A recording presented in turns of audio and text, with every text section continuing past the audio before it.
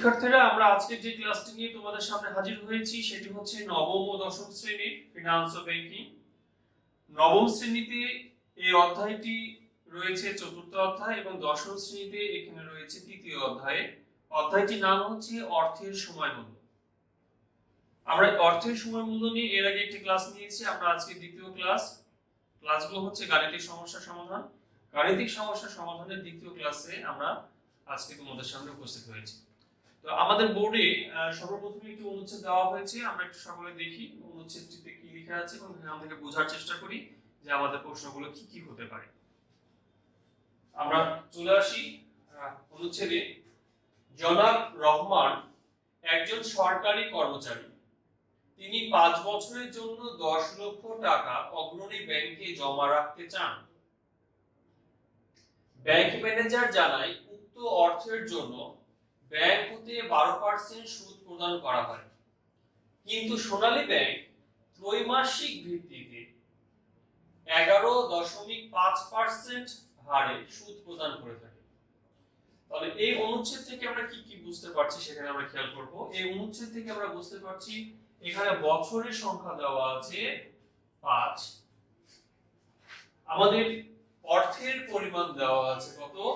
অর্থের পরিমাণ দেওয়া আছে 10 লক্ষ, অর্থাৎ 10 লক্ষ টাকা। এটা কি? এবং আমাকে আরো দেখতে হবে সুদের হার। এই সুদের হারটা দেওয়া আছে একটা ব্যাংকে 12% আর একটা ব্যাংকে দেওয়া আছে 11.5%। এই সাইড নোটগুলো আমাকে মাথায় রাখতে হবে, মনে রাখতে হবে। এবং এখানে আরেকটি কথা আমাদের কাছে নতুন বিষয় আসছে, সেটা হচ্ছে ত্রৈমাসিক। তাহলে আমরা এই সকল তথ্যগুলোর বিশ্লেষণ করা শিখব ফার্স্টে, তারপরে আমরা অঙ্কের সলিউশনের দিকে যাব। প্রথমে দেখো, বছর বলতে এখানে বোঝানো হয়েছে যে এই সময়টা কত বছরের জন্য। আমরা গত ক্লাসে তোমাদেরকে বলেছিলাম যে অর্থের সময় মূল্য অধ্যায়ের অঙ্ক করতে গেলে আমাকে 2টি প্রশ্নের উত্তর খুঁজতে হবে। কোথা থেকে? অনুচ্ছেদ থেকে। অনুচ্ছেদ থেকে আমি 2টি প্রশ্নের উত্তর খুঁজব। প্রথম কোশ্চেনটা ছিল আমাদের, প্রথম কোশ্চেনটা হচ্ছে যে এই অনুচ্ছেদে যে টাকাটা দেওয়া আছে সেই টাকাটা বর্তমান না ভবিষ্যৎ, সেই টাকাটা আজকে না ভবিষ্যতের জন্য। তাহলে প্রথম প্রশ্নটা ছিল অনুচ্ছেদে যে অর্থ দেওয়া আছে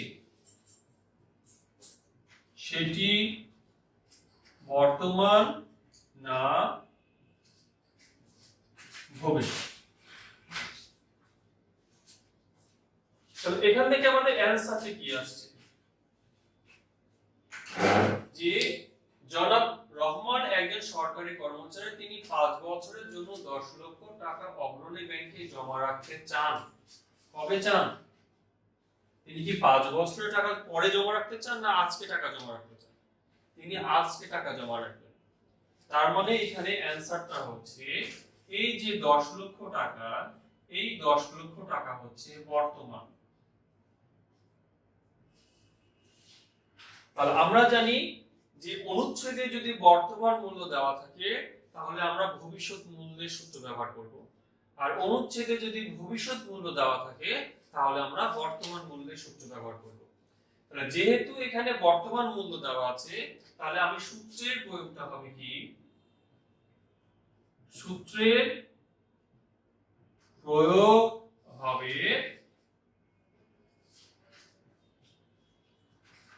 ভবিষ্যৎ মূল্যে, অর্থাৎ এফভি সূত্র ব্যবহার করব। আমি আবারও বলি যে আমাদের যদি বর্তমান মূল্য জানা থাকে তাহলে ভবিষ্যৎ মূল্য বাহির করা যায়। একইভাবে যদি আমার ভবিষ্যৎ মূল্য জানা থাকে তাহলে আমি বর্তমান মূল্য বের করতে পারবো। কোশ্চেন নাম্বার 2, 2 নম্বর কোশ্চেনটা করব কাকে, আমরা অনুচ্ছেদকে। 2 নম্বর কোশ্চেনটা হচ্ছে যে সুদের হার, কাকে, সুদের হার, সুদের হার এটা বছরে একবার না একাধিকবার। একবার হলে আমি যে সুদটা পাচ্ছি সেই সুদটা যদি আমি বছরে একবার পাই, একবার পেলে এম ব্যবহার হবে না, সূত্রে এম ব্যবহার হবে না। আর একবারের বেশি হলে, একবারের বেশি হলে এম ব্যবহার করব। আমরা গত ক্লাসে সূত্রগুলো দেখেছি, তাহলে এই সূত্র দেখে আমরা অঙ্কগুলো করব যে কোন সূত্রটা ব্যবহার করব। তাহলে আমাদের অ্যানসারটা কোশ্চেন 2 এ কি আসছে দেখো। অ্যানসারটা আসছে যে প্রথমেই যখন বলা হয়েছে অগ্রণী ব্যাংকের কথা, এই অগ্রণী ব্যাংকে কিন্তু কোথাও বলে দেওয়া নাই যে ব্যাংকে কয়দিন পর পরে সুদ পাওয়া যাবে। যখন নির্দিষ্ট করে অনুচ্ছেদে বলে দেওয়া থাকবে না তখন আমাদেরকে মনে করে নিতে হবে এটা হচ্ছে চক্রবৃদ্ধি, কারণ এখানে আমরা অঙ্ক করব চক্রবৃদ্ধি ক্ষেত্রে সরল মুনাফার না। চক্রবৃদ্ধি বলতে আমরা বুঝবো, ঠিক আছে। তাহলে এখানে কোনো কিছু যেহেতু বলে দেওয়া নাই তাহলে বছরে একবার, অর্থাৎ এখানে এম ব্যবহার হচ্ছে না। তাহলে আমরা বলতে পারি অগ্রণী ব্যাংকে এম ব্যবহার হবে না। কিন্তু সোনালী ব্যাংক বলে দিয়েছে ত্রৈমাসিক ভিত্তিতে। আমরা আমাদের জানতে হবে, আগে বলেছি ত্রৈমাসিক মানে কি। ত্রৈমাসিক মানে হচ্ছে 3 মাস পর পর। তাহলে এই সুদটা হবে 3 মাস পর পর। তাহলে আমরা লিখে নিতে পারি ত্রৈমাসিক মানে হচ্ছে 3 মাস পর। তাহলে 3 মাস পর পর যদি হয়ে থাকে তাহলে এক বছরে কতবার, এক বছরে হচ্ছে 4 বার, অর্থাৎ 3 গুণন 4 সমান সমান 12। আবার বলতে পারি 12 ভাগ 3 সমান সমান 4। তাহলে বছরে কতবার, বছরে 4 বার। তাহলে বছরে আমরা 4 বার এই সুদটা পাচ্ছি। তার মানে আমরা বলতে পারি সোনালী ব্যাংকে, সোনালী ব্যাংক এম ব্যবহার হচ্ছে। এই ছিল আমাদের কোশ্চেন বোঝার বিষয়। এখন আমরা অঙ্কে চলে আসবো। এখন আমার প্রশ্নটা যেমন আসবে আমি তেমন ভাবে উত্তরগুলো খোঁজার চেষ্টা করব। তাহলে এখান থেকে কেমন কেমন প্রশ্ন হতে পারে এখন আমরা চলে আসি। প্রশ্ন নম্বর ক খ গ যেটা হোক না কেন, আমি 1 নম্বর দিয়ে প্রশ্নটা করছি। 1 নম্বরে আমরা বললাম যে মেয়াদ পূর্তিতে অগ্রণী ব্যাংক কত টাকা পরিশোধ করবে। এই প্রশ্নগুলো অন্যভাবে আসতে পারে, কথাগুলো একটু চেঞ্জ হয়ে। সেটা হচ্ছে কি,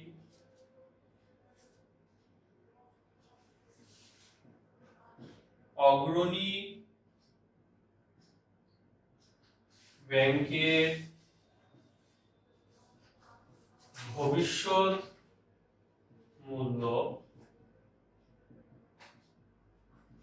নির্ণয় করো। ঠিক আছে, এভাবে আমাদের প্রশ্ন আসতে পারে। মোট কথা হচ্ছে আমরা অগ্রণী ব্যাংকের ভবিষ্যৎ মূল্যটাকে নির্ণয় করব। তাহলে ভবিষ্যৎ মূল্য নির্ণয় করার সূত্রটা কি, আমাদের এফবির সূত্র। এবং আমরা আগেই জেনেছি যে এখানে এমভির সূত্রে এম ব্যবহার হচ্ছে না, অগ্রণী ব্যাংকে এম ব্যবহার হচ্ছে না। এখন আমরা সমাধান করে চলে আসছি। তাহলে এখানে কি কি পাচ্ছি সেটা আমরা লিখে নিলাম। এখানে আমরা কি কি পেলাম? এখানে পেলাম বর্তমান মূল্য পিভি, যেটাকে আমরা বলি প্রেজেন্ট ভ্যালু। প্রেজেন্ট ভ্যালুটা কত? 10 লক্ষ টাকা। 10 লক্ষ টাকা। এরপর আমরা দেখব সময় বা বছর, যেটাকে আমরা বলছি, আমরা এটাকে এন দ্বারা প্রকাশ করব। কত বছর? 5 বছর। এবার আসলে সুদের হার, এই অনুচ্ছেদে আমরা পেলাম সুদের হার, যেটাকে আমরা আই দ্বারা প্রকাশ করছি। সুদের হার এখানে বলা হয়েছে 12%, অর্থাৎ 12/100, অর্থাৎ 0.1। এখন আমরা বের করবোটা কি? আমরা এখান থেকে বের করতে চাচ্ছি ভবিষ্যৎ মূল্য। কোশ্চেনে আমাকে ভবিষ্যৎ মূল্য বের করার কথা বলা হয়েছে। এফভি আমরা বের করব। এখন আমরা সূত্রে চলে আসি। সূত্রে চলে আসলে আমরা পাচ্ছি, আমরা জানি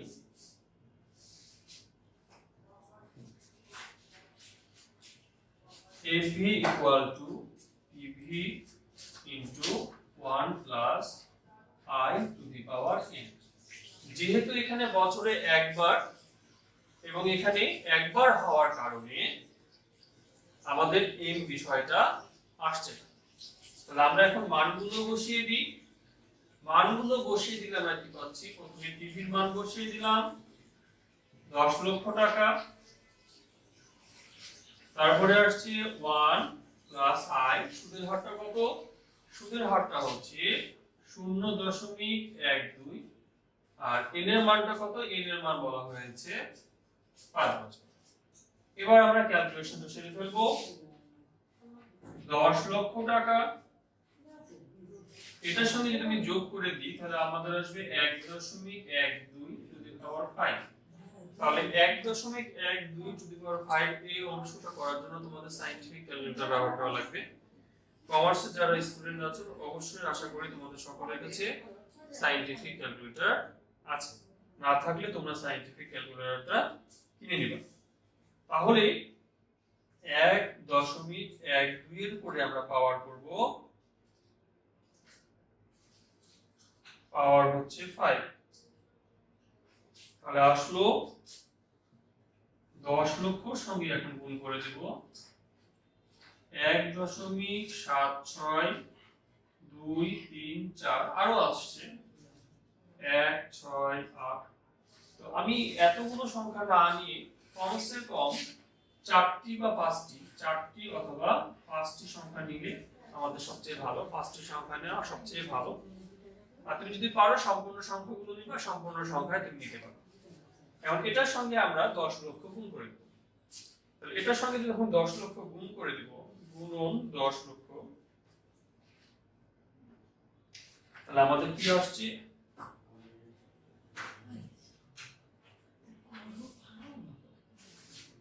এখন যতগুলো শূন্য আছে 1, 2, 3, 4, 5, 6, তাহলে দশমিকটা কোথায় যে পড়ছে?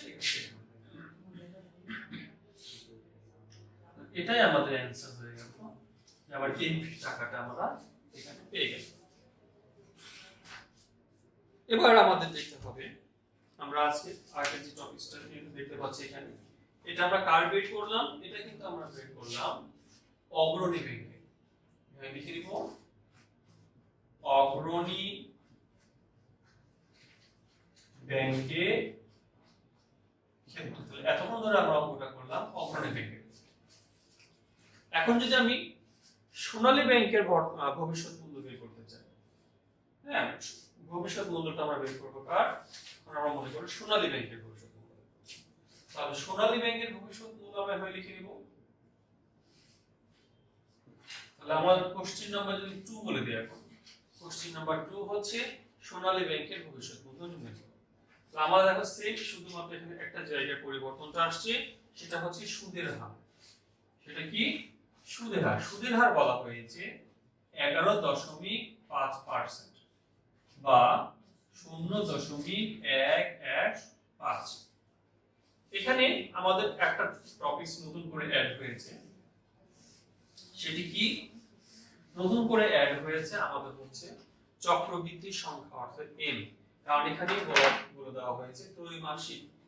আমরা এর আগে জানলাম ত্রৈমাসিক বলতে আমরা বুঝবো যে বছরে 4। তাহলে আমরা এখন লিখব চক্র বৃদ্ধি সংখ্যা অর্থাৎ এম, m ইকুয়াল টু 4 বা। তারপর আমরা লিখে দিব এখানে কি বের করতে যাচ্ছি? আমরা বের করতে যাচ্ছি ভবিষ্যৎ মূল্য। এই ভবিষ্যৎ মূল্য অর্থাৎ এফভিটা আমরা বের করব। যেহেতু এখানে এম আসছে তাহলে একটু সূত্রের পরিবর্তনটা আসছে। তাহলে আমাদের সূত্রটা কি হবে?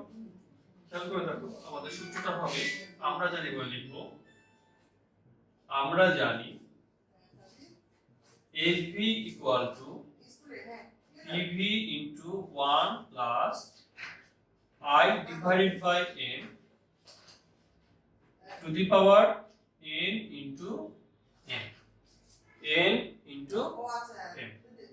যাও, আমাদের সূত্রটা একটু পরিবর্তনটা আসছে। পরিবর্তনটা কি হয়ে গেছে? এখানে m যেহেতু দেওয়া আছে 4 বার, তাহলে আমরা m টাকে এখানে ব্যবহার করব। তাহলে I divided by n to the power n, n এর সঙ্গে আমার m টা গুণ হয়ে আসছে। তাহলে PV টা কি? আমাদের কত পেয়েছি এখানে? 10 লক্ষ টাকা। আমরা এখানে 10 লক্ষ টাকা লিখব। 1 প্লাস I, সুদের মান কত আসলো? সুদের মান সুদ দেওয়া আছে এখানে 11.115 আর কতবার? 4। কতবার? 4 টু দি পাওয়ার এখানে কি আসছে? 4। কত বছর? n। আচ্ছা 4 এখানে আসছে 5 গুণ 4। তাহলে দেখো 10 লক্ষ, আর এখানে আমি যদি ভাগটা করে দিই 0.115 কে আমরা 4 দিয়ে ভাগ করব। 0.115 ভাগ 4, তাহলে আসবে কতবার? 0.02875। আর এখানে পাওয়ার চলে আসছে 4 এর 5 20। তাহলে এখানে কি আসছে? 10 লক্ষ, 1 যোগ করে দিই 0.02875 টু দি পাওয়ার 20। তাহলে এরপরে আমরা কি করে দেব? টু দি পাওয়ার করে দেব 20। 1.02875 এর পরে পাওয়ার করে দিলাম 20। তাহলে আমার আসলো 1.76277533। তুমি যতগুলো সংখ্যা নিবা কমসে কম 4টা নিবা, আমি সম্পূর্ণ নিলাম। তাহলে এর সঙ্গে এখন গুণ করে দেব আমরা 10 লক্ষ। 10 লক্ষ গুণ করে দিলে আমরা পেলাম 17,62,775.3। এত। তাহলে সোনালী ব্যাংক, আর আমি যদি ব্যাংকে টাকা রাখি তাহলে আমি এইটা পরিমাণ টাকাটা পাবো কত বছর পরে? 5 বছর পরে। ঠিক আছে, এই ছিল আমাদের ক্লাস আজকে। আশা করছি তোমরা ক্লাসটা ভালো মতো বুঝতে পেরেছো। আমরা নেক্সট ক্লাসে আমরা EAR প্রকৃত সুদের হার নিয়ে আলোচনা করব। তো তোমরা এই অঙ্কগুলো একটু প্র্যাকটিস করবে বাসায়, এবং আগামী ক্লাসে তোমরা সকলে EAR নিয়ে দেখে আসবে। ধন্যবাদ সবাইকে। আসসালামু আলাইকুম।